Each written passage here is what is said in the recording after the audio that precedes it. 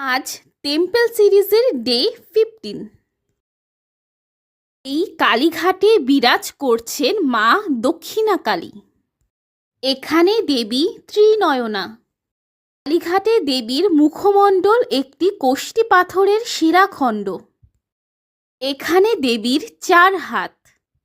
তার ডান দিকের 2 হাতের একটিতে রয়েছে অভয় মুদ্রা, অন্যটিতে রয়েছে বর মুদ্রা।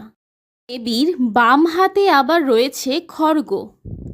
আবার বাম দিকের নিচের হাতে ঝোলানো রয়েছে মুন্ড।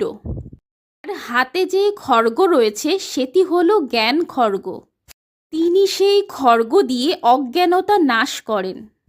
রাজা নবকৃষ্ণ এই মন্দিরে সোনার মুন্ডমালা দান করেছিলেন। দেবীর 4টি রূপোর হাত দান করেছিলেন খিদিরপুরের গোকুলচন্দ্র ঘোষাল। প্রথমে দেবীর হাত ছিল রূপোর, পরে সোনার হাত বানানো হয়। দেবীর মাথার রূপোর ছাতা দান করেছিলেন নেপালের জং বাহাদুর।